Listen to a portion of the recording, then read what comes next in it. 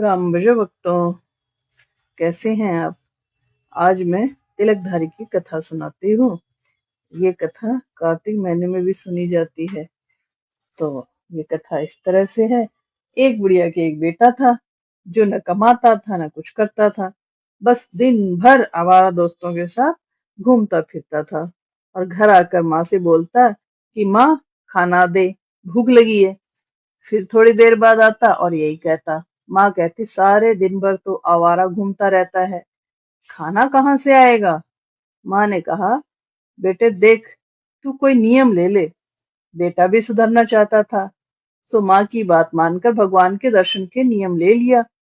माँ ने सोचा कि भगवान के दर्शन तो ये झटपट करके आ जाएगा, मंदिर भी तो पास ही है, कुछ दिन का काम है, बाद में तो इसको आदत पड़ जाएगी। माँ ने कहा, बेटे मंदिर में जाने के साथ साथ भगवान के भक्त के दर्शन का नियम भी ले ले। तो माँ से उसने पूछा कि माँ, मुझे पता कैसे लगेगा कि यह भगवान का भक्त है। सो माँ ने बताया कि बेटा वो लंबा सा तिलक लगाते हैं। दूसरे दिन बेटा मंदिर में भगवान के दर्शन करके भगवान के भक्त को ढूंढने वहां बैठ गया। कोई भी उसे लंबा तिलकधारी नहीं मिला। तो जो मिले वह सब छोटा टिक्का लगाए हुए मिले। उसे कोई तिलकधारी नहीं मिला तो उसको ढूंढते ढूंढते रात होने को आई। तब उसने सोचा कि पेड़ पर चढ़कर देखता हूँ, शायद दिख जाए।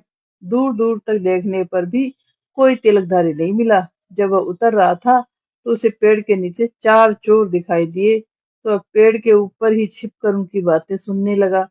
वे आपस में बातें कर रहे थे कि किसी ने ज्यादा चुराया, किसी ने कम, लेकिन बंटवारा बराबर का करेंगे।